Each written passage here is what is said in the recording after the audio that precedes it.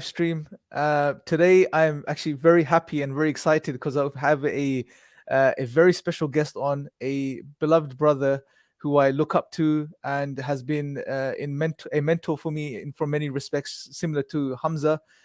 So it's going to be a very interesting live stream, and I'm very happy that I've got brother Adnan Rashid on today to address a very specific individual and a specific topic, which I believe he has the expertise to address in a very uh, comprehensive way, inshallah. Assalamu alaikum, brother Adnan. How are you? Wa alaikum salam wa rahmatullah. I'm good. I'm fine. Thank you very much for having me.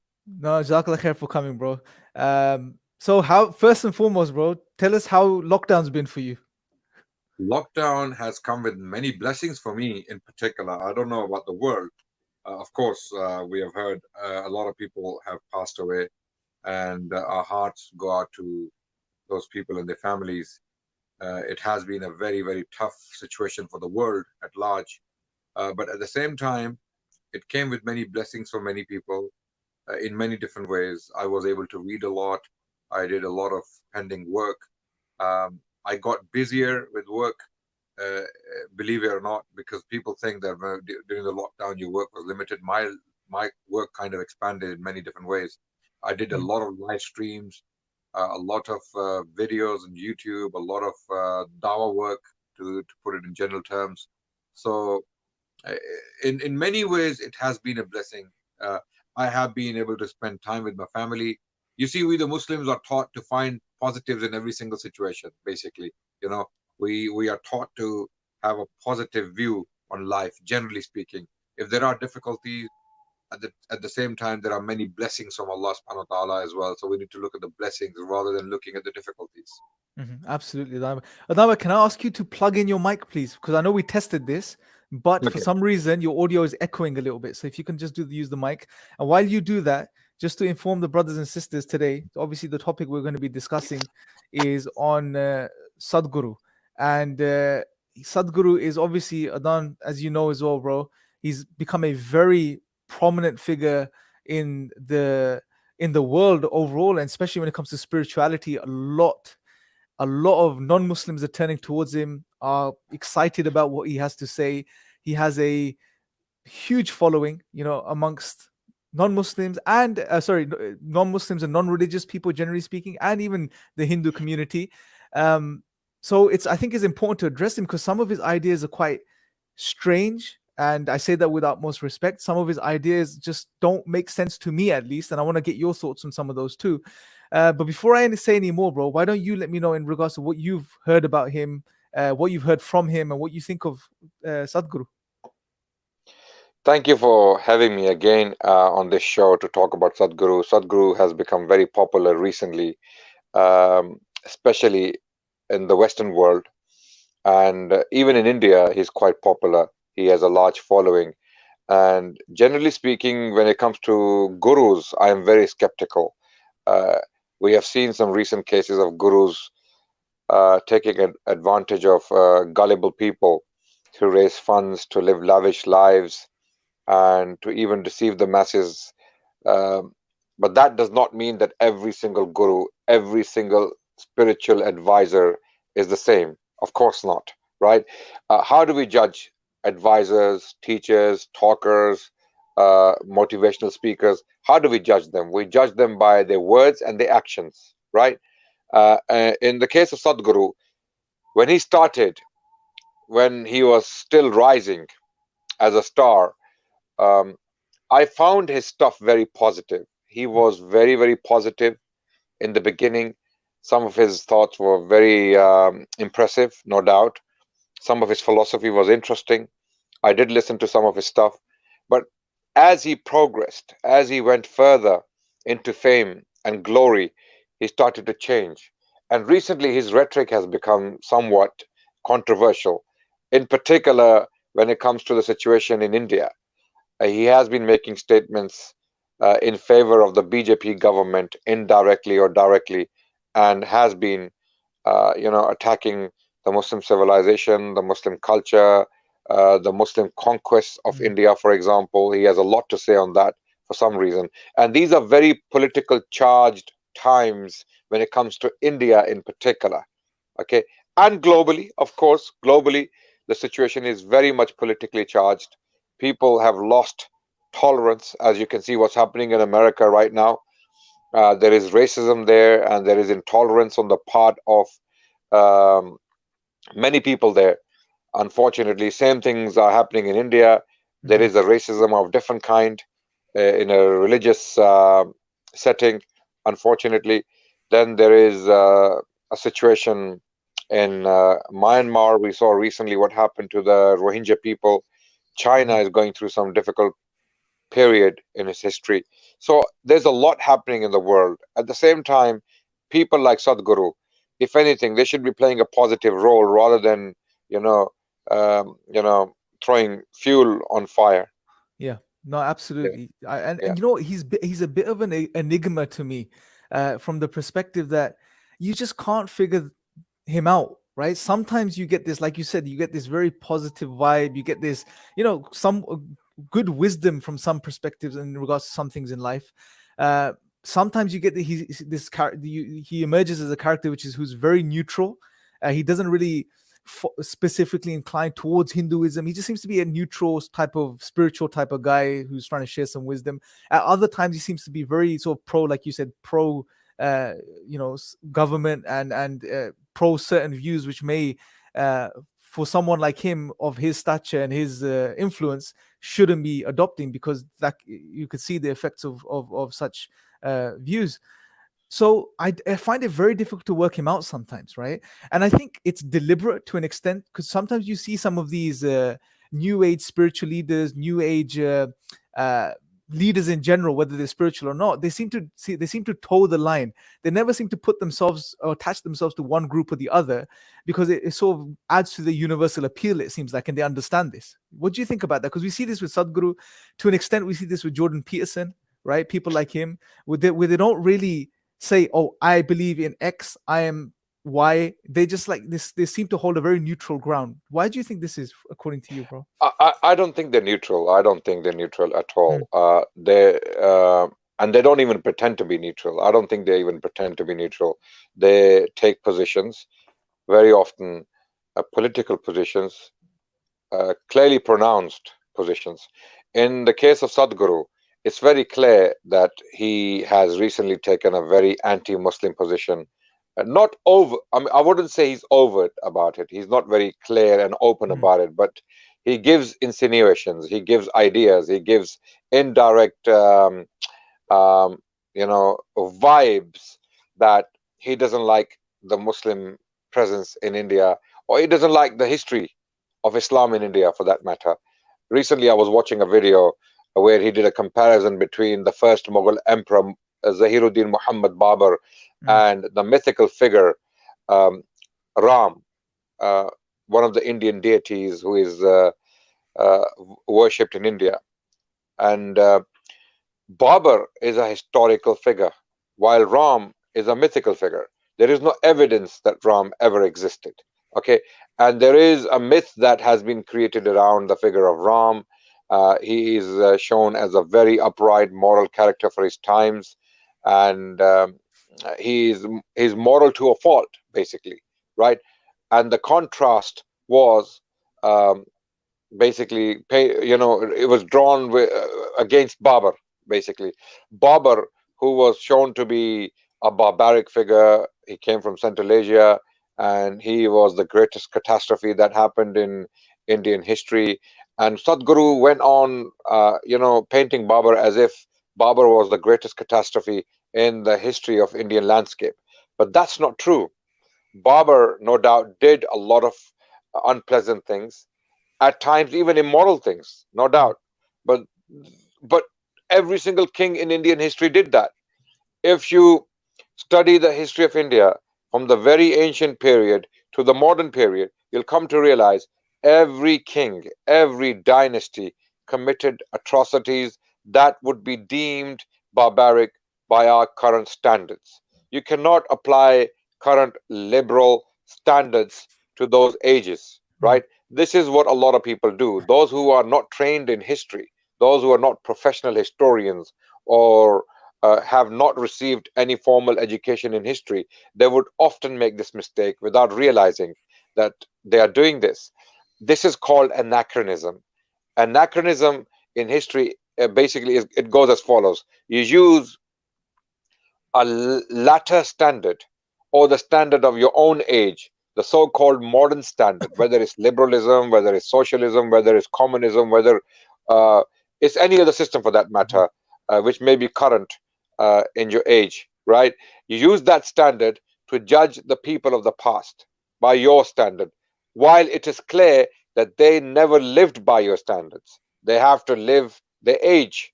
They had to endure in their age, and in order to live in their age, they had to do certain things to be recognized, to be feared, to be loved, to be respected, right? So many Hindu kings, for that for that matter, committed atrocities. Mm. Don't go that far. If Sadhguru knew the history of the Marathas, because I don't know, as you said, his personality is very confusing. He says, I'm not Hindu, but everything he says is to please Hindus. Every single thing he says, he says it to please the Hindu mob in India. When I say mob, Mm. uh, I mean something very specific from that. I mean the BJP Bajrang Dal inspired mob in India that is conducting atrocities Mhm. throughout India, whether it is against the Sikhs or Muslims or Dalits or any minority for that matter. Okay, Mhm. the BJP has radicalized a large portion of the Indian population, unfortunately, and the BJP has given them a new kind of Hinduism. Hinduism. Okay, Mhm. Hinduism has never been homogeneous. It has never been monolithic. Mhm. It has been diverse from the very beginning. Since its very inception, Hinduism has been very diverse. Hindus were never united. In fact, if you look at the caste system, which is still very much prevalent in India, it still exists. It's there. Hindus are divided by the caste system. Okay, the very highest class, which is the Brahman class, the light skin class, uh, would never imagine mixing with the low class caste, such as the Dalits or the Shudras, as they are known, right? So these things are some of the important things to know. Sadhguru seems to be appealing to this very bigoted, very politically driven, and extreme kind of right-wing Hindu element in India, and he's trying to appeal to them, whether he's doing it for political gains, for popularity, for financial gains, or it is a matter of survival for him in India. In order to survive in India, he has to make such statements because because in India recently, if you have noticed, even Indian actors have to take sides. Mhm. You know, actors who are artists, they are supposed to be impartial. Okay, Mhm. they're not supposed to take sides, but Mhm. even actors have to make, even sportsmen have to make political statements in order to be accepted in today's India. So Sadhguru may be playing that game of convenience where he has Mhm. to be accepted in India, or possibly he's doing it for finances, or he might be doing it for the survival of his establishment if he has any in India. So for that reason, he's a very interesting figure. So a lot of these statements, he completely ignores the Indian history, the history of India in recent past. He doesn't have to go to the ancient times, right? He doesn't have to go to the ancient period to discuss some of the Indian kings and what they did and their atrocities.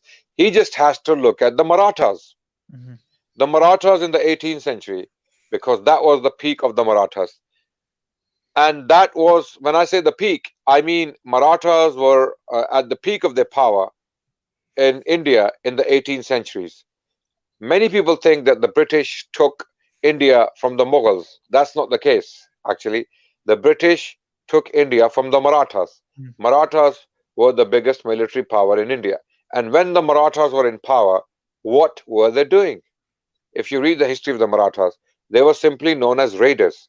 They committed the kind of atrocities no one else did in Indian history, not even Babur, not even Mongols when they invaded India from time to time. Not even those ancient Hindu kings who were slaughtering populations on a massive scale and even desecrating temples. Richard M. Eaton is a scholar who has written a book recently titled India in the Persianate Age. India in the Persianate Age, a history from 1000 to 1760. Almost 700 years of history he has documented in this book, and he talks about some of the cases when some Indian Hindu kings, Hindu Hindu kings were invading from the south uh, into the north, and they were doing worse things than what Babur did and other Muslim kings did later on, right? Mhm. So history is dynamic, it is nuanced, it is not black and white. You can't just simply bring history down to a couple of incidents and then use a brush to paint everyone uh, in the same way. So Marathas are a good example to look at for people like Sadhguru to understand and realize that Marathas did the kind of atrocities no one else did. Marathas didn't care uh, whether their victims were Hindus or Muslims. When Marathas invaded Bengal in the 18th century, to be precise, they were raping, they were pillaging, they were killing. They were killing livestock. They were destroying crops. They were the most destructive force India ever experienced. I repeat, Marathas arguably were the most destructive military force in the history of India. Arguably, right? In fact, the way they used to rape was so vicious, it was so unbelievable that even Hindu authors who were writing on this found it difficult to explain it.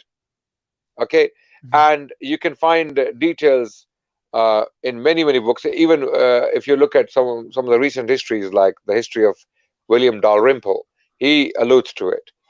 He doesn't go into too much depth on Marathas because he also lives in India. Mhm. Uh, and obviously he's worried about his his situation in India as well. And for some reason, he painted Aurangzeb with a very negative brush, despite the fact that modern historians have rejected all the British treatments of people like Aurangzeb Alamgir and Tipu Sultan in the history of India. A lot of modern scholars who are writing recently are abandoning the British colonial historiography historiographical model. They are adopting a more nuanced, a more history-based model uh, in recent times. People Mhm. like Audrey Trush, people like Richard M. Eaton, and other Indian historians like Sunil Kumar and Mujumdar. And there are many other modern historians who have written uh, against that 19th century colonial narrative of history, Mhm. because that was very much based upon a colonial way of looking at things. Colonialists in the 19th century, they wanted to substantiate their rule, historically speaking, right? They wanted to be seen as a civilizing force. They were there to civilize the Indians, and they were there to deliver justice. And in order for people to appreciate that, even for the literati, even for the educated class, they had to distort history. And how they did that was they selectively chose passages from medieval chronicles and chose the most violent and unpleasant depictions of the Muslim and Hindu Mhm. history, and they painted themselves as the civilizers, as the peacemakers in Mhm. India, basically. Allah.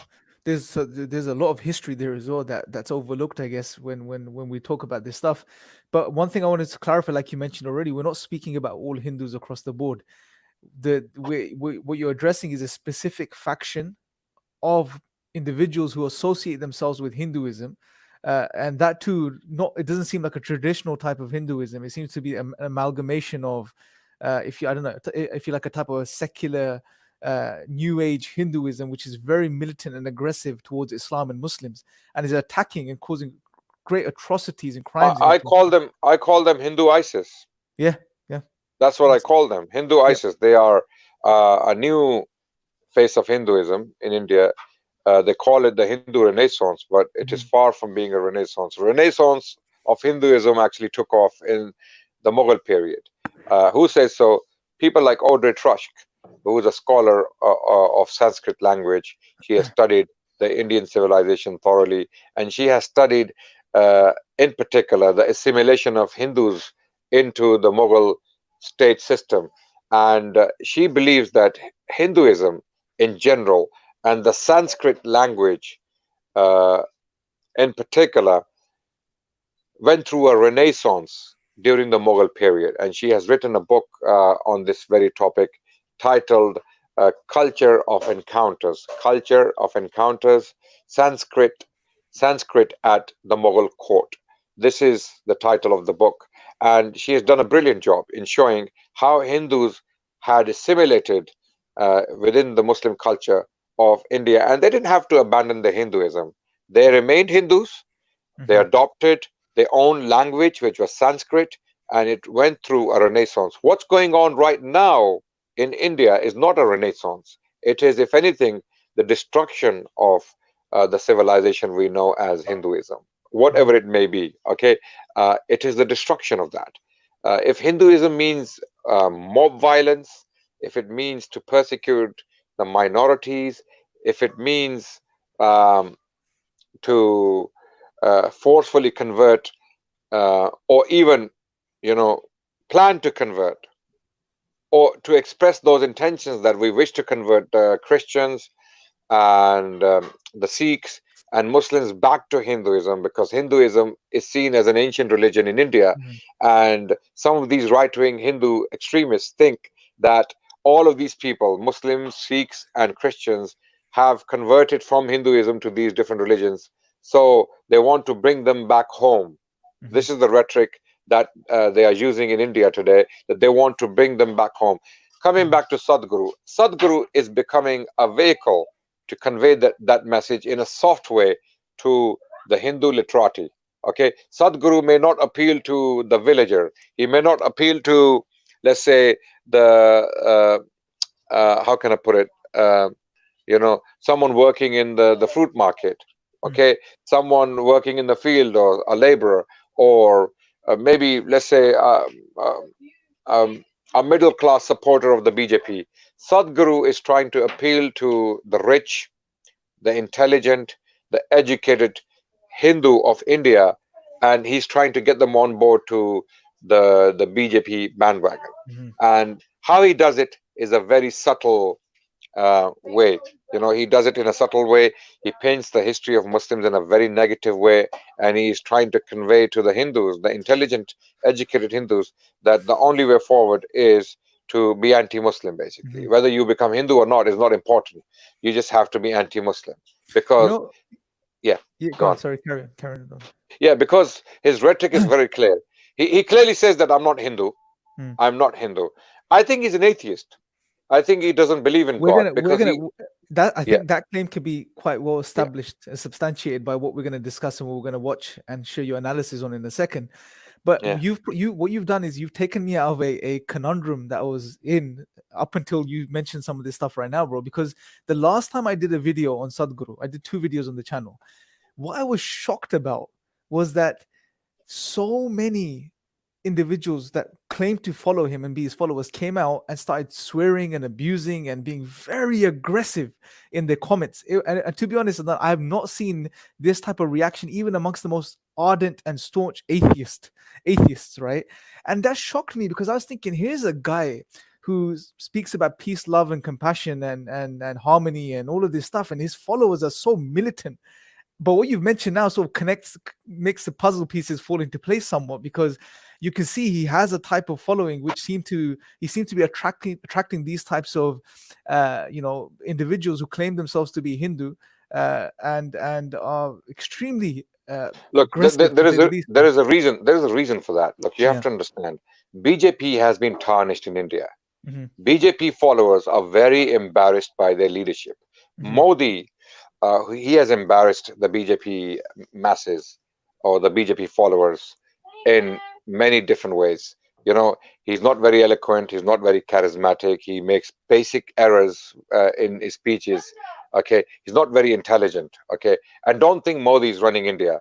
Uh, it is not Modi running India. It is an establishment that is behind him. That's running India.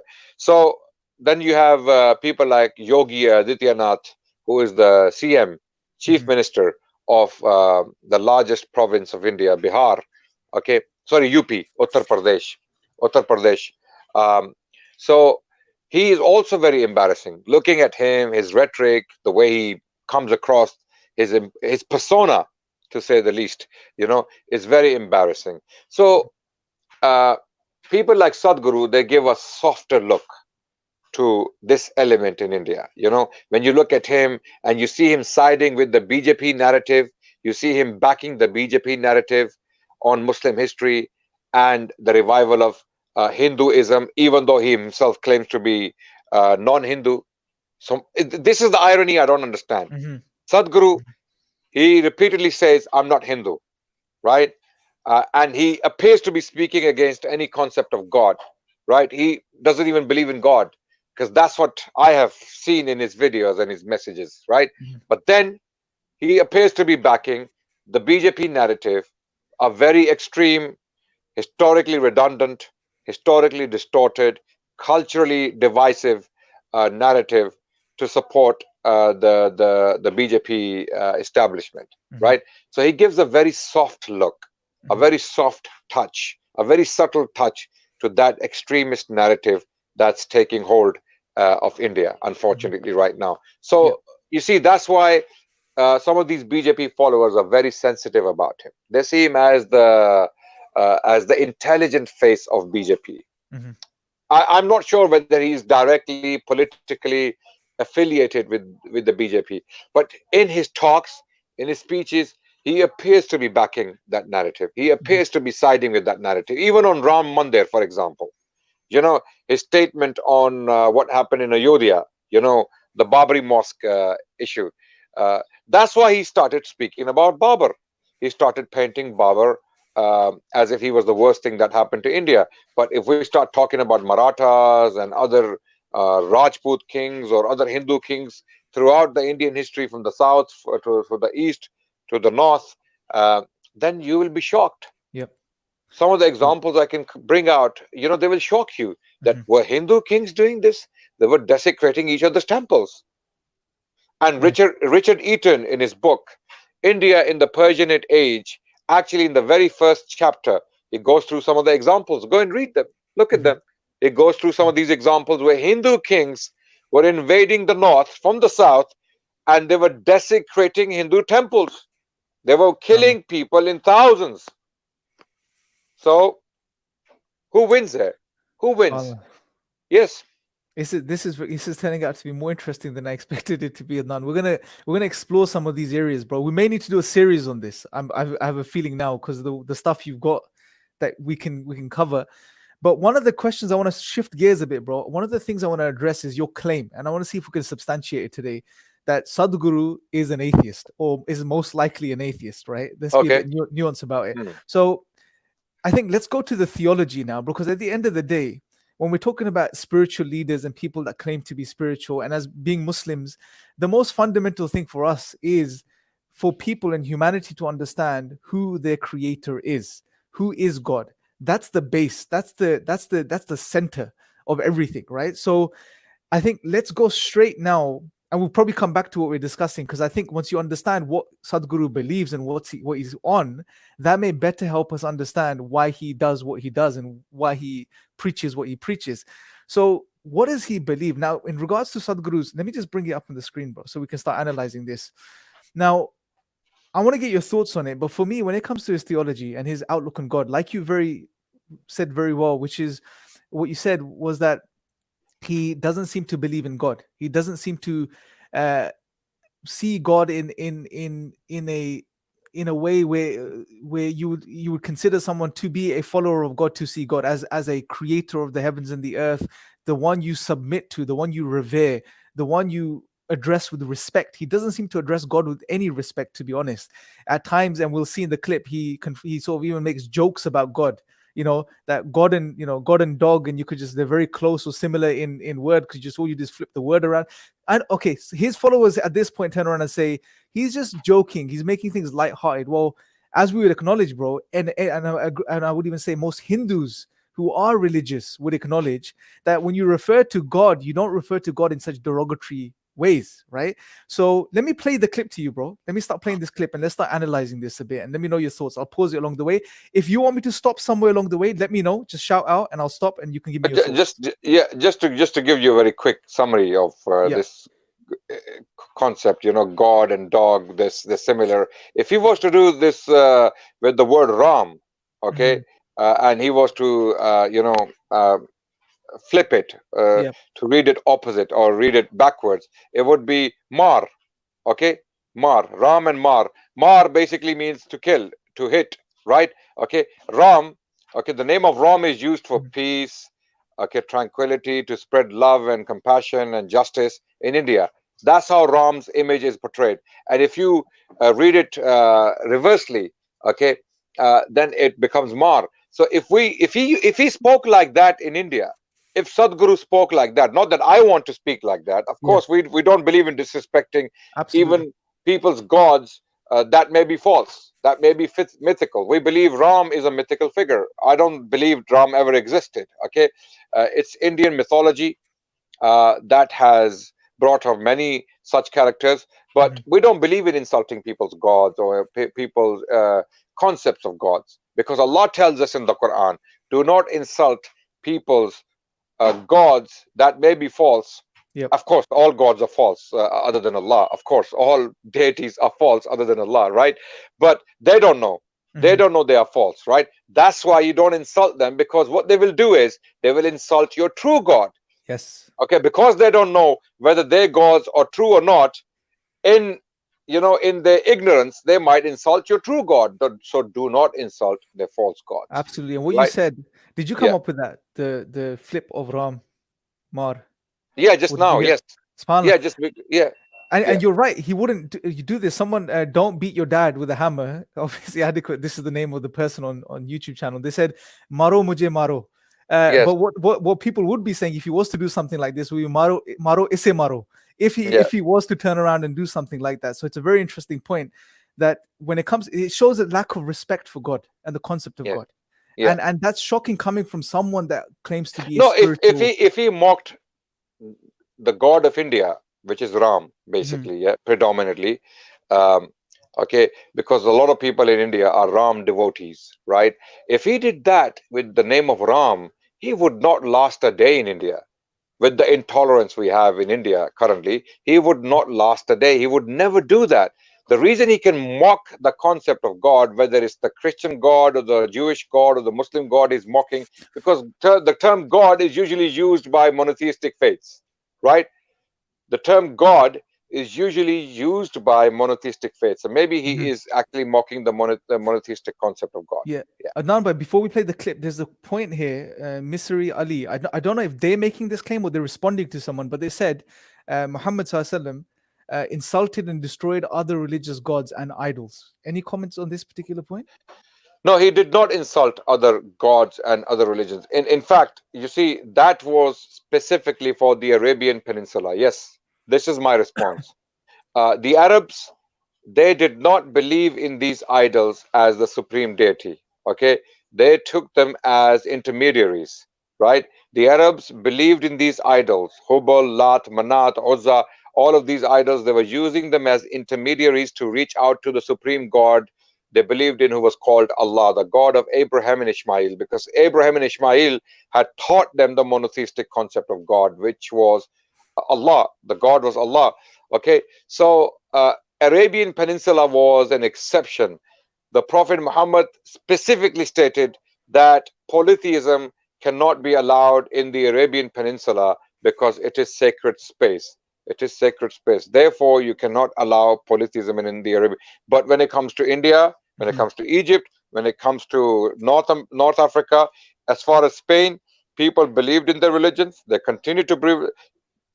Muslims governed parts of India for over 7 centuries, over almost 8 centuries. Mhm. Okay, parts of India, right?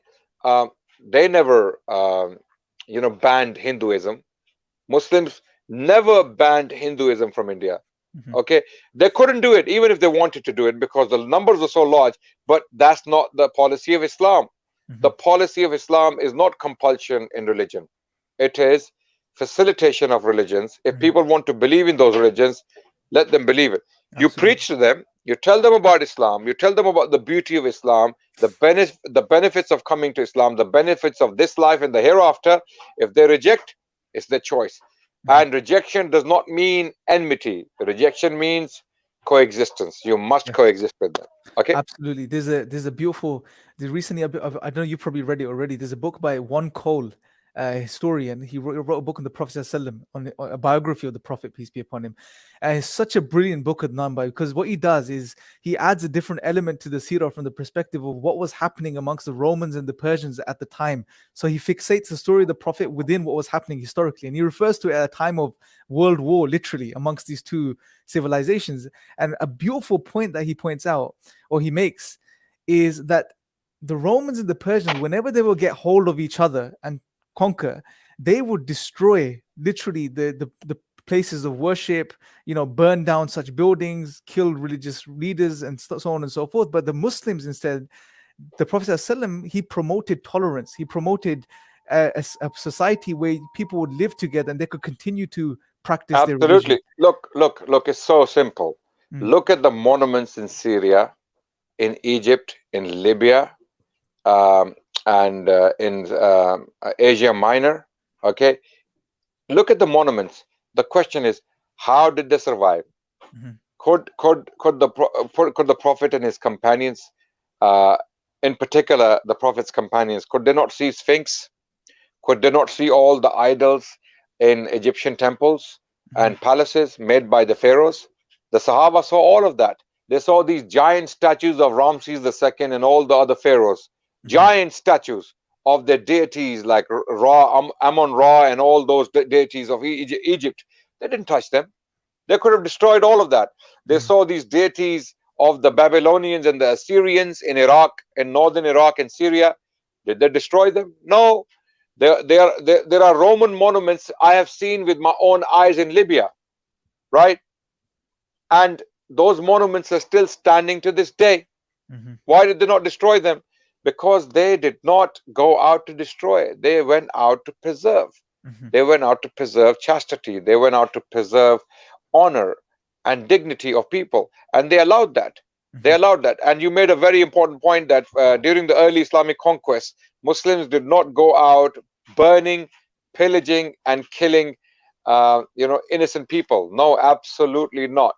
Muslims had conflicts with the armies, Persian army as well as the Roman army. Mhm. Now, when they took cities, there was no mass burning, mass pillaging, and mass destruction like the Persians and the Romans were doing previously. Mhm. Absolutely not. Mhm. Right? Islam was very, very categorical on this point. You Yeah. cannot go and do these things. You cannot destroy crops, you cannot cut trees, you cannot kill animals, you cannot demolish buildings, you cannot kill monks, you cannot kill women and children and elderly and non-combatants, you cannot even burn beehives, you can't Mhm. even burn beehives, right? These instructions are there in the books of hadith. To give you one particular um, reference, Kitabul Jihad of Muwatta of Imam Malik, the earliest, one of the earliest collections of hadith, Muwatta of Imam Malik, Kitabul Jihad, has this report with these 10 instructions that these are the things you cannot do, the Mhm. do nots of conflict, the do nots SubhanAllah. of conflict during the early Islamic period. And SubhanAllah. amazingly, no human civilization before had these rules in one place. Yes, and that's the amazing thing, is that the Yeah, order of the day, the norm of the day was to, when you take a land, to yeah, destroy what was there, as far as what defined it. yeah. Even he mentions in 614, when the Persians took Jerusalem, they pillaged and killed and destroyed buildings, and Yeah, they then destroyed. they left the Yeah, Jews in power to yeah. because they sided with them, and they continued to do the same after they went. So this was the norm of the day, but Islam completely shifted this paradigm, and brought true justice and to the world. You know what the Christians did in retaliation when the Jews, because when the Persians attacked Jerusalem in Egypt, just before the Islamic conquest. This happened in the early 7th century, early 600s, when the Persians attacked Jerusalem and Egypt and took a lot of land from the Romans. They completely destroyed the city of Jerusalem, right? And the Christians accused the Jewish people of Persia siding with the Persians, because the Jews were not allowed to live in Jerusalem on pain of death. The Jews are not allowed by the Christians. Since the days of Hadrian, Emperor Hadrian, who banished the Jews again on pain of death from Jerusalem forever, since the year 132 CE, the Jews were not allowed to come back to Jerusalem, okay, because the Christians took power in that land after almost, let's say, 150 years after Hadrian, or a bit more than that, okay. So the Jews were very angry about that, okay, and when they came with Persians, allegedly they destroyed a lot of things, and in retaliation to that, the Christians destroyed all the Jewish monuments in the city of Jerusalem. That's why when Umar bin Khattab took the city of Jerusalem, he had to call upon the Jewish rabbis to come and identify the Jewish sites so that they can resurrect the Temple of Solomon. What we know today as Masjid al-Aqsa, okay, was actually the spot where Temple of Solomon stood once upon a time. So that's why the Jewish rabbis were called upon to come and help to identify the site, because the site had been completely lost, and the Christians of Jerusalem were dumping their rubbish at the site deliberately to humiliate the Jewish people, right? So Omar came back and he honored the Christian people and the Jewish people in a similar way. SubhanAllah. Now we need to do, bro, we need to do a whole episode on the tolerance of Islam with you, inshallah. Maybe, inshallah. But for now, let's go back to Sadhguru and deal with him. So, brothers and sisters, if you haven't already, please share this live stream right now. Just click the share button, share it on your pages, on your social media pages.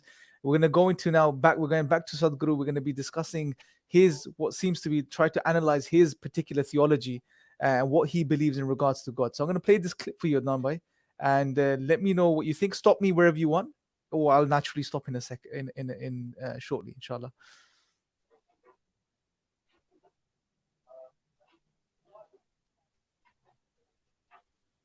I cannot hear him. Can you hear him now? Can you play it again?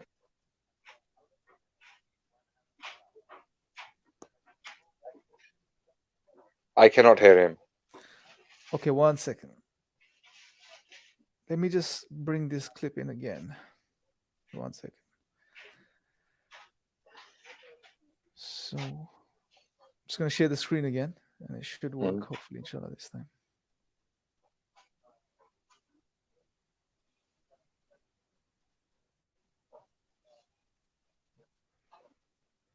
Okay, let's test it now. Let me know if you can hear it now, inshallah.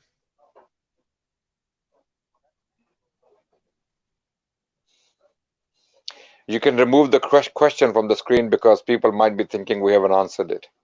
Yep. We have answered that question. Yeah. Can you hear it now? No, it's not playing at the moment. Okay, 1 second. Let me bring this up for a second. So I'm gonna play it now. Let me know if you can hear it.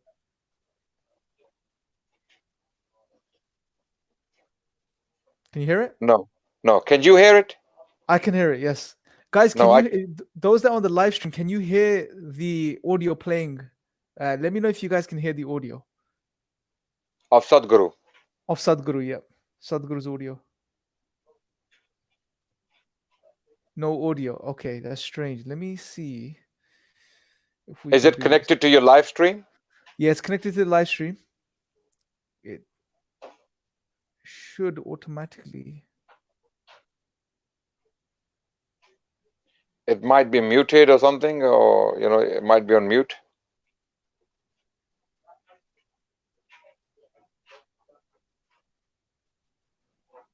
Perhaps you can play it in your mic. Yeah, I'm just gonna play it now. Audio. Let's see. Disable processes. Speaker. Okay, here's what I'm gonna do. The solution. 1 second. Let me know if you can hear it now. I'm going to play it once more. I've taken my headset off. Only 112. But if you go beyond your system… Can you hear it now? Yes, we can hear it clearly now. Okay, brilliant. Okay, so that was the issue. So let me just rewind back a bit to where we want to be. So I'm going to play it now and just get your thoughts on this, inshallah. Okay. Of spiritual movements. Many have died, unfortunately. In the yogic system it says, when somebody asks Adi Yogi, how many paths can be there? He says, if you use your system and go, there are only 112. But if you go beyond your system, how many atoms are there in the universe? That many doorways are there. So we gave the freedom to create your own God. So Namba, I'm going to pause there for a second. Yes. So he's referring to the yogic system, and he said that we gave them the freedom to create their own God. There are unlimited number of paths, right? And you can make your own paths as you go along. What do you think about this idea? Let's say, this isn't unique to just the Vedic system. This idea is predominant globally among certain cultures and traditions, which is making your own God, having your own path. What do you make of this, bro? No wonder he's so popular. No wonder he's so popular around the world. All sorts of people listen to him. People who don't want to follow any organized religion. In many cases for the right reasons, because some of the organized religions don't make sense. Some of them do not make sense. And this confusion causes people like Sadhguru to become more popular because they offer a different solution. And the solution they offer is just enjoy. Mm-hmm. Go and have a party. Don't worry. Just live the life as you like, right? And create your own system. Yes. Okay. Now, the problem with that is, you see, because not everyone is sensible enough in this world. Not everyone is educated enough to create the right system for themselves, because we are limited by experience. And Sadhguru actually acknowledges that. In other videos I've listened to him, where he talks about the limit of our knowledge, our experience, our lives, and generally our perceptions. Okay.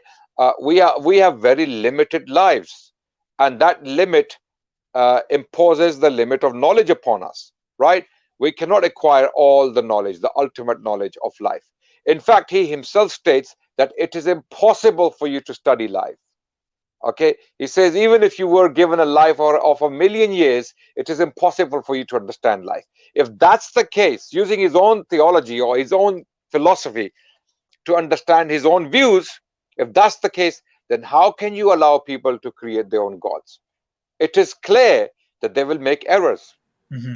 Absolutely. Even if they were given 1,000,000 years to come up with their own philosophy, they will keep repeating errors. And in the process of making these errors, they will be destroying lives. They will be causing harm to the world. They will be causing problems. This is basically Sadhguru in not so many ways, in a very soft, subtle way, calling for a chaos in the world. Okay. So imagine 7 billion people had their own 7 billion gods. And everyone said, my God, because I think my God is this way, then my God is right. Right? Yeah. It would lead to destruction of a massive scale. And this is what happened in the 20th century. Everyone created a god of their own. Communism, okay, communists had their own god. When I say god, I mean the system. Some people create a system of their own. Then we had the fascists, then we had the capitalists, then we had different strands of Marxism in different places at different times, and then we have now the rise of Hindutva, okay, in India. So if people start to do these things in different places at different times, when will we learn? When will we learn from these experiences? These experiences lead to mass destruction. And that's why people like Sadhguru are not thinking very deep about this. Yeah. Bro, I think you nailed it on the head. One of the reasons he has, I believe, such a great following amongst the Westerners as well is because he's appealing to the secular mindset. What he's doing is he's saying you have your freedom still, you're free, do what you wish, make up what you wish. Yourself, your nafs is the God, and you make your own religion. but at the same time, he just gives them just enough spirituality. Because remember, when you become secular and atheist, it goes against your fitrah, it goes against your nature, because we're born to worship Allah, we're created to know Allah. So to fill that gap, he gives you just enough spirituality, but at the same time allows you to maintain your secular outlook. And that's, I think, that balance makes him very appealing to especially the Western audiences. And his view on the universe and the creation of the universe, he follows that view that it simply is. It's just there. Just live it. Life is there. Just live it. Live it as you like. So how about your relationships? How about your wife, your parents, your children, your rights towards your children, your rights towards your parents? How about them? If everyone creates a God for themselves, then if their God tells them that you don't have to be kind to your parents, you don't have to be charitable, you just have to be selfish, right? If they create a God for themselves, I'm being very crude now with this understanding of God. I'm trying to dissect it in a very crude way, just like any simplistic person would do, right? Okay, I have my own God. I don't need to do anything for your God or for your well-being, for that matter. I will continue with my life. I will live my life the way I want to live it. Okay, it's my money, it's my life, it's mera jism meri marzi, it's my body, so I can do what I want. Okay, basically this is, I don't know if you know Aleister Crowley. Yes, the crackpot from the past. You know what he said? Do as thou wilt. Yeah, that was his philosophy. Do as thou wilt, right? You do what you want. Basically, it's a hedonistic philosophy. It's a hedonistic philosophy, pursuit of pleasure. Just please yourselves. Just go and do what you want. Okay, in the process, if you're hurting people, it doesn't really matter. As long as you don't get caught, keep doing what you want. And that's it. This is Shaitan's philosophy, literally. Absolutely. And he was a Satan, as far as he's a Satan worshipper anyway.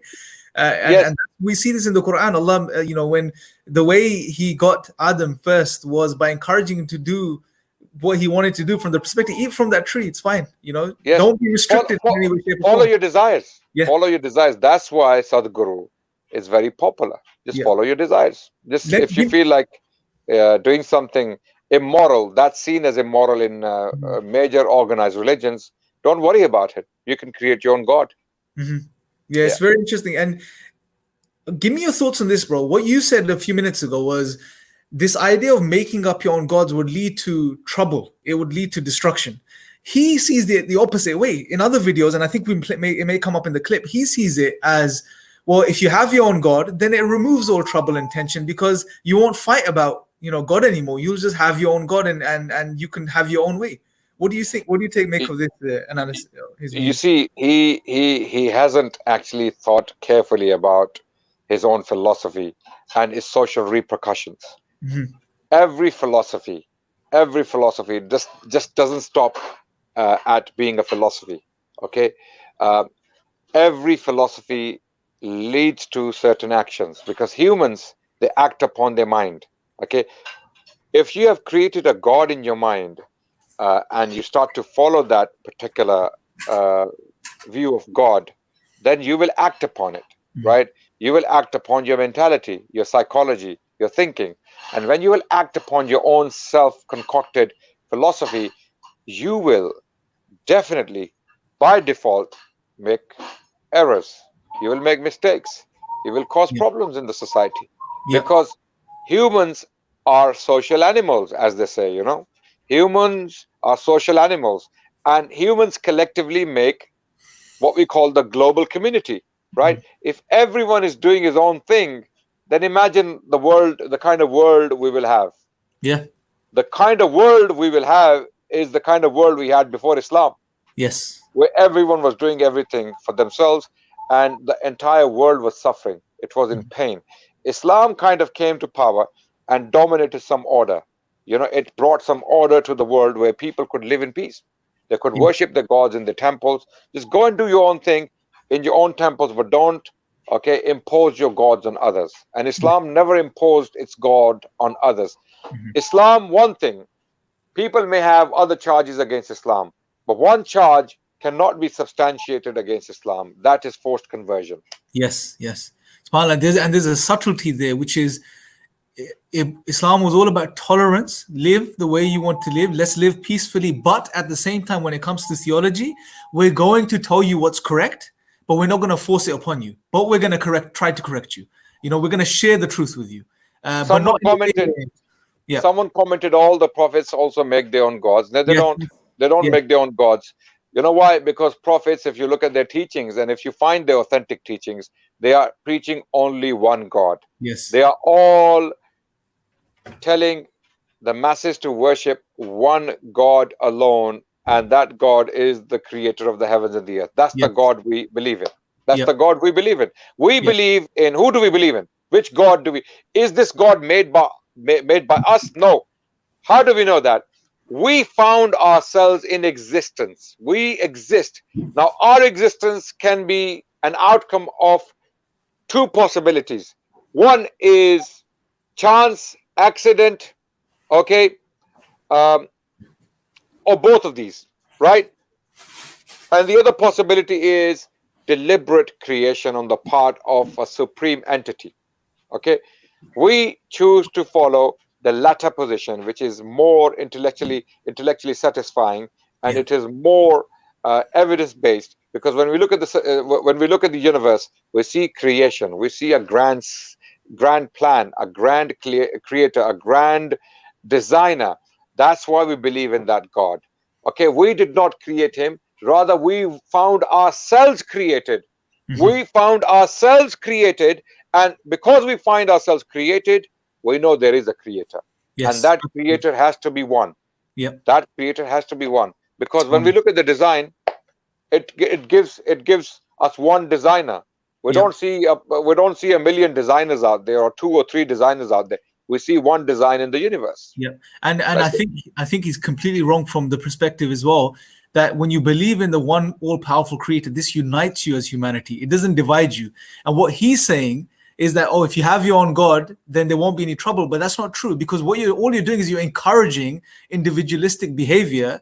You're encouraging people to feel like you're basically saying just do what you want to do, and you're not teaching people how to get along. You're not teaching people how to agree. You're not telling people to be kind to your parents, okay? To be kind to your neighbors, to do charity towards orphans and widows and the needy and the poor. Why would you, if you created your own God and your own philosophy to live by, why would you travel to Africa and to go and help some people, or let's say to South America, or to poor regions of India? Sadhguru is from India. India has a high poverty rate, a very, very high poor population, highly poor population, right? What are you going to do with them? If everyone in India starts to follow Sadhguru and his hedonistic philosophy, just like social stigmatist, some commentator on YouTube has stated that Sadhguru is a YouTube personality promoting individualism. He is a hedonist. This is proof for anyone who thinks marketing, media, and etc. Okay, no doubt. This is what my deduction is. This is what my conclusion is, that Sadhguru promotes hedonism. He doesn't believe in God. He looks like a person of God. He has a turban on his head. He has a beard. He wears a robe. He looks like a religious person, but he is anything but religious. Okay, he promotes a very hedonistic type of way of life, and in this, he is no different to those gurus who were very popular in the Americas in the 70s and the 80s and the 90s. Some of them were done for fraud and raping and causing immoral social societies to come about. Absolutely. I don't know if you've seen some of the videos where people are dancing naked, literally naked. Like Osho was one of the guys that really, Osho, there's a documentary on him as well. Osho, yes, absolutely. Osho was one of them, and there were many such gurus, yogic gurus, coming out with yogic philosophies, and they end up raping and having illicit relationships with their followers and their disciples, and this has been going on a pandemic scale in India. Even in India, so many gurus. I mean, there was recently Baba. I forgot his name. This was a very famous case. This call him Baba X for now. Baba X. There were many Babas, and I'm pretty sure there are many Babas even today in India, right? as they say, you lift a brick and there's a Baba underneath in India, right? Okay, and same in Pakistan, unfortunately. Yeah, Same in these poor societies. Baba Yeah, becomes in Pakistan across the yeah. border. Even so-called Muslim spiritualist or spiritual advisors. A lot of these Muslim spiritual advisors, they take people for a ride.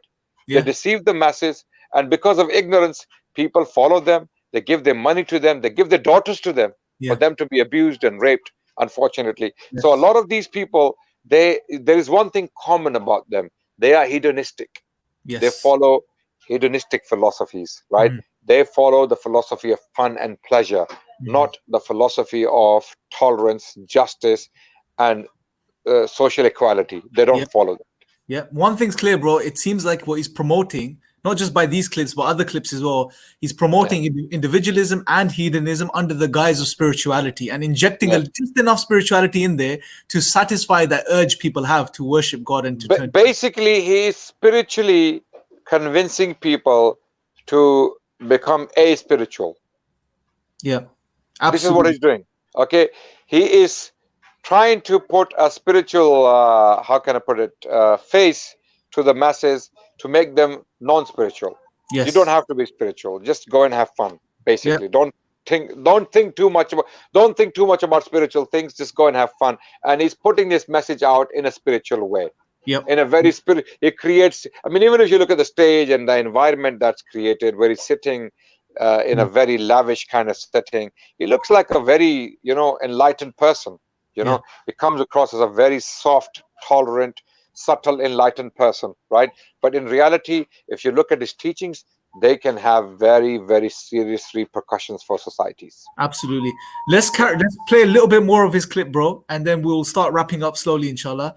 This is very interesting, bro. We can go on for several hours on this, but I think what we can do is maybe parts. We can go on to another aspect of the discussion next time. But let me play a bit more to you, and let's see if we can really get to that conclusion that he is not only a hedonist or seems to promote hedonism, but he's an atheist, as the claim that you made. And we know I'm pretty sure he is, because the way he mocks. Yeah. Yeah, no, you got a track record, mashallah. When you say something, then it's you back it up with, and you know what you're talking about. So let's see if it's quite clear already. As soon as you say that, make up your own God, and all of this type of stuff, well, you really don't believe in God from that perspective, then, right? So, but let's play a bit more. Let's see what he's saying, inshallah. Let's see what else he says. There is something called as Ishta Devata. You can choose your God. If you don't like any, you can create one. Yes. You suddenly like the tree in your house, you can start worshipping. Nobody in this country will think it's funny or weird.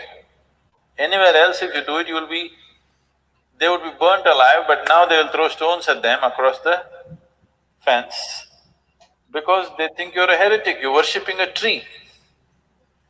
You like a stone in your garden, you can start worshipping that. Nobody thinks anything odd about it. It's perfectly fine. Because there is not a single atom in the existence without the hand of the Creator in it. Every cell in your body is doing complex activity, not because of you, isn't it? The source of creation is functioning through that.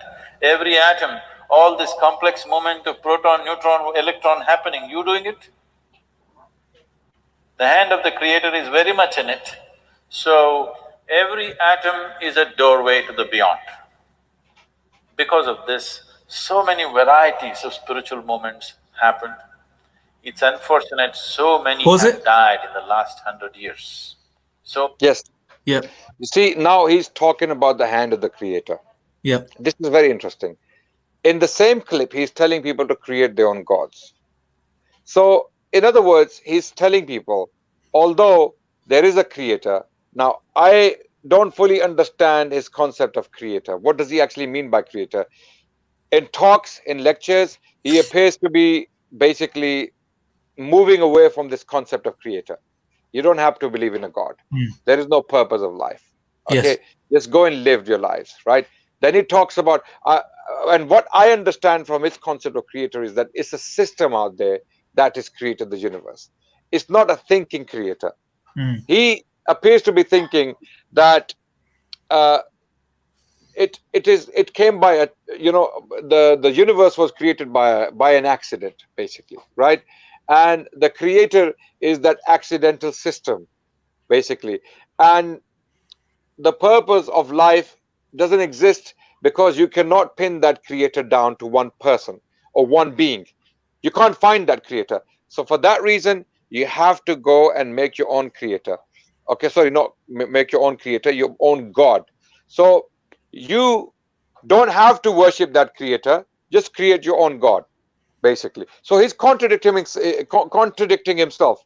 He's telling people to create their own gods, despite the fact he appears to be alluding here to a creator. Yeah, yeah, and there's a sense Doesn't of make sense. yeah, and all there's a lot of contradictions here, bro. It's very incoherent, and then he injects in this idea also along with this that everything is the creator, right? Because God created. So why doesn't Sadhguru tell people about that creator? Why doesn't Sadhguru tell people if he I mean, this is where I see a lot of hypocrisy. Okay, here he's talking about a creator. In other videos, he talks about having no God. Okay, because he clearly states that he doesn't seem to have a belief in God, right? Okay, then he tells people to create their own gods. He's confusing the people more than he's guiding them. And wallahi, believe me, and I'm not being prejudiced here, I'm not being biased. When you watch his videos, you walk away more confused than you have you have anything conclusive from it. You walk away more confused, thinking, hold on, what did I just learn? What is the outcome? How does it help me become a better human being? How does it help me become a better person? None of that. So let's move on with his. And I want people to understand this, bro. What you're pointing out is that for a man who's respected so much as a spiritual leader globally among so many people, he's being very incoherent with what he's saying. On one hand, he says we can never know God. On the other hand, he promotes make your own God. On the third hand, he says everything is God and God is everything. On the fourth hand, he's turning around, he's almost coming across like, or at the very least, he's telling you to live like an atheist. Although they believe what atheists believe, but live like an atheist. It's very confusing from that perspective, subhanAllah. Let's watch a bit more. And I think basically the creator, that's why I'm saying his concept of creator, if he believes in one, is basically an invisible, unknown, accidental creator. Okay, that's why you don't have to follow him. In his purpose of life talk, he goes, why do you need a purpose? You don't need a purpose. Just go and live. Just go and live. Go and live your life, right? So that can only happen when your creator is a non-existent. Your creator is only imaginary. Your creator is only imaginary. It doesn't exist in the real world. Absolutely. So this last point, let's play this. I think this is an important point, and we'll address this, inshallah, and then we'll wrap up. Spiritual moments happened. It's unfortunate so many have died in the last 100 years. So many. But still the variety is fantastic. How many of you been to places like Kumbh Mela and things like that? Been to Kumbh Mela? The big one that happened in Allahabad, have you been to that? After 144 years, it comes. If you go and see there, you must go. You will see India, okay? An India of another dimension, which today the educated population in the country are completely missing. It's incredible, I'm telling you.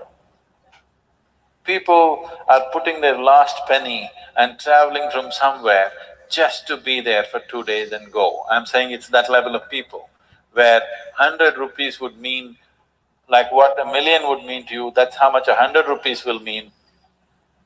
That kind of people, putting everything that they have, they come with their families just to be there because somebody has told them on that day, if you take a dip, you will attain mukti. Not that you'll see God, not that God will come and give you a heap of gold, you will attain mukti. Still, 800 million people in this country are actively seeking liberation, knowingly or unknowingly. It's an incredible thing. Nowhere else on the planet there is such a phenomena happening, that there are human beings longing to go beyond their present level of existence consciously. Nowhere else such a thing has happened. When Mark Twain visited India, he spent 2.5 to 3 months in India.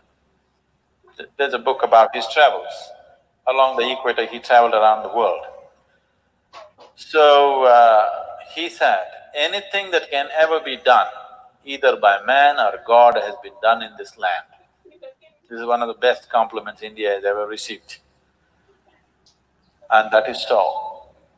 In terms of understanding the mechanics of how a human being is made and what we can do about this, nowhere else has anybody looked at it with the profoundness that it has been looked at it in this culture, nowhere else. I'm not saying this being biased that I'm born in India, so I have to boo-boo-boo.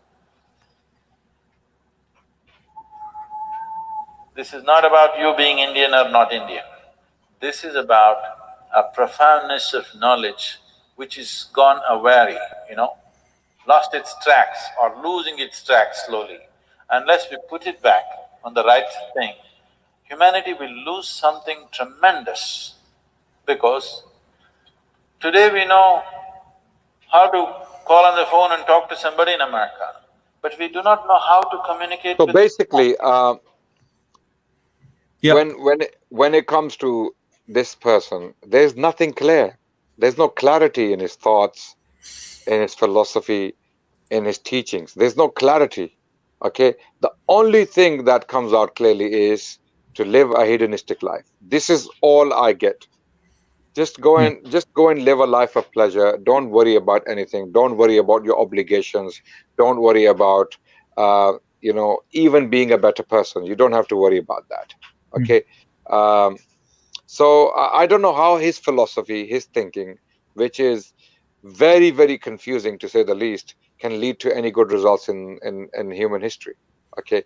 If anything, is adding to the confusion. Okay.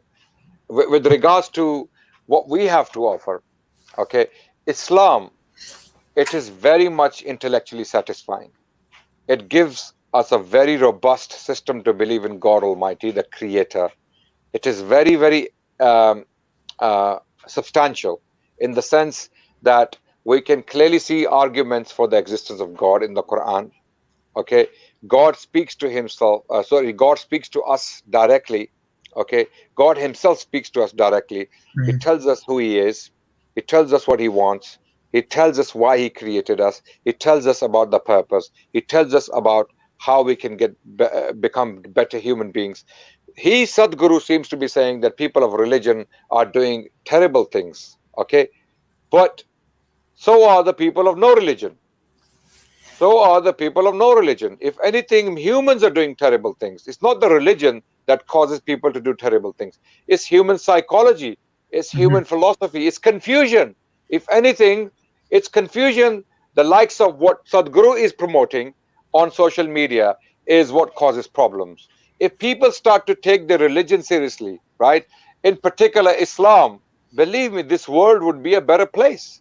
Yes. This world would, if there were more orphans taken care of, if there was no poverty in the world, if there was social justice, if there was equality, okay, if Hindus were able to live by their faiths, if the Muslims and the Christians or the Jews were to be able to live by their faiths, just like Islam promotes, then there would be no problem in the world. People would be happy. Of course, people are open to consider Islam as an option, and people are welcome to accept Islam. And the reason why we are Muslims is because it does not lead to hedonism. It does not lead to human philosophies that often lead to destruction. This leads to a divine philosophy which has come directly from the Creator, who is real, Yes. who exists, not like what Sadhguru is trying to tell us, that the Creator is some unknown, unimaginable, unseen, for that matter, entity. Okay, but when I say unseen, I mean we see Allah's signs in the creation. Okay, although Sadhguru cannot deny those signs, that's why he refers to the Creator, but he completely divorces the Creator when it comes to obligations. He divorces the Creator completely when it comes to obligations. Yes, there may be a Creator, but you don't have to follow him. That's his philosophy. You don't have to follow him. Follow me. Basically, follow me. Follow me. Don't follow the Creator. Follow me. Basically, that's what it is. Yeah, follow me and then follow yourselves. Follow your own desires. It's more like what he's promoting. He's like, God is of service to us, or the idea of God according to him, it should be of service to humanity. So it serves us to do what we want to do, as opposed to us being in service or servants of God and submitting to him. And it's that shift, bro, is that if the human being could step off that pedestal, drop the arrogance, realize that, and humble themselves, and realize we were created to submit to the creator of the heavens and the earth, and not become gods ourselves. And they therefore, and this is the biggest barrier to Islam, bro, is this arrogance, right? And they come to Islam and they'll see Islam will change their lives and change the world. But people want to keep pushing for wanting to be gods themselves and worship themselves and submit to themselves. As Osama, the ayah from the Quran that he shares, have you seen he who has taken his God as his own desires, basically? Absolutely, absolutely. And in this case, Sadhguru's case, yeah, what seems to be the case is that he has clearly acknowledged that there may be a creator, whether it's accidental or intentional. There is a creator, right? And basically you ignore the creator and take your desires as your God. Just worship your desires. Create your own God. Because the God you will create for yourself, as he is clearly indicating, that God is going to be the God of your desires. Period. Humans will create their own gods by their own desires.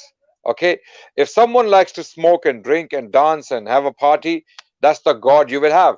Your God will be telling you, go and have a party, man. Go and sniff cocaine. Go and have, binge drinking parties, and go and do what you want in life. No problem. Yeah, no different from as an atheist would live, or just a non-religious. No, not all atheists live like that. There are atheists who don't live like that. They don't follow either hedonistic philosophies. Some atheists are minimalists.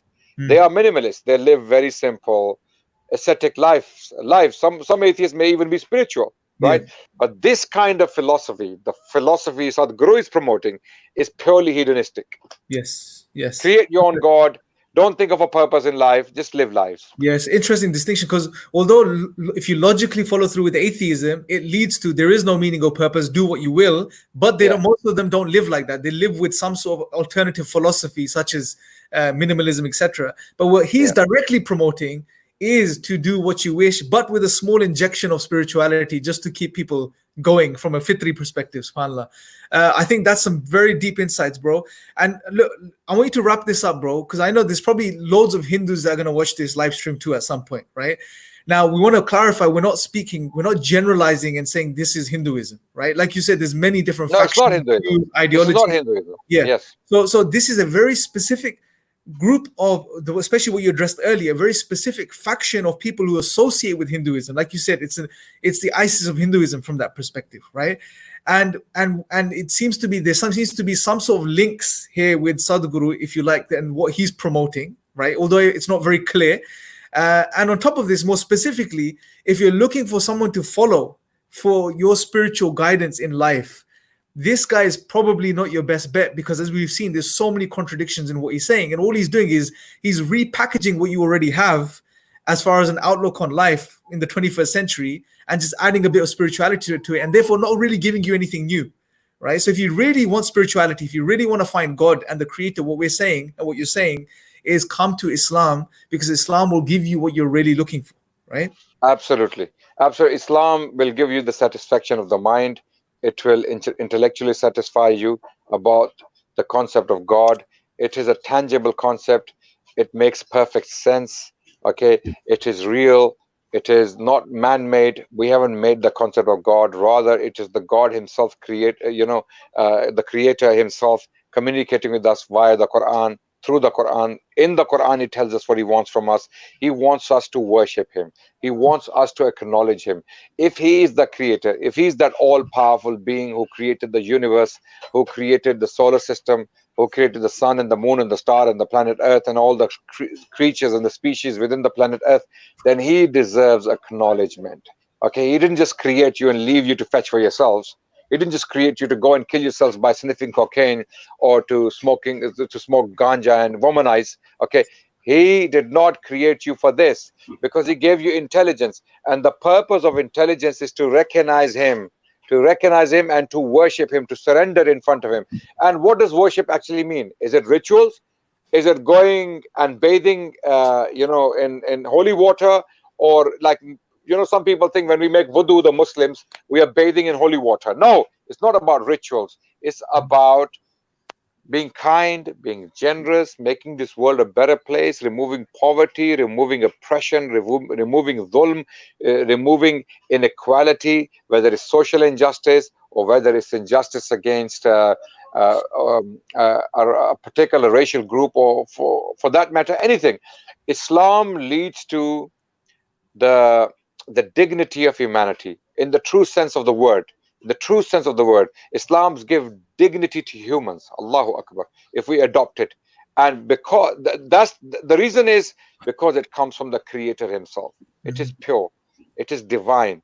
Okay, and that same God spoke to people previously. I am pretty sure even in India, prophets might have come. Prophets might have come who might have spoken, and then their messages were corrupted later on, and their teachings were abandoned for, unfortunately, idol worship. So the bottom line, the final word I have is avoid people like Sadhguru, self-appointed, self-made philosophers, thinkers who promote nothing but hedonism, self-worship, okay, and consequently selfishness, selfish behavior.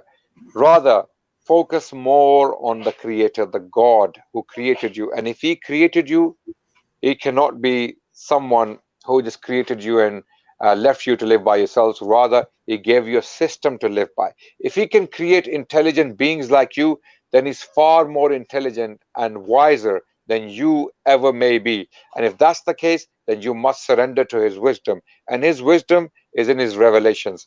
And His revelations can be seen clearly in the Quran. Okay, you can see that the Quran leads directly to that God. And once you act upon the Quran seriously, you will be a good husband. You'll be a good father. You will be a good neighbor. You'll be a good servant. You'll be a good master. You will be a good boss. You'll be a good worker. You'll be everything. All these things are taught to us in Islam comprehensively, and we become better human beings as a consequence. Yes, and that's absolutely. all I have to say. So Sadhguru has been pursuing a very Islamophobic policy since BJP has come to power for some reason, and he has been making many Islamophobic statements. In particular, he has been speaking against Muslims. In particular, you don't see that pattern in his speeches against Christians and Jews and people of other faiths. For example, Sikhs, for the sake of convenience and for political acceptance, right? He is specifically picking on Muslims and Muslim history, right?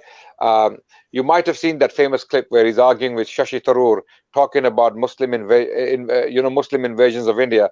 So what about non-Muslim invasions of India? What about invasions within India on the part of Hindu kings invading other Hindu territories? What about those invasions? Okay, there was no such thing as India before the Mughals actually united this entity under the name of the Mughal Empire.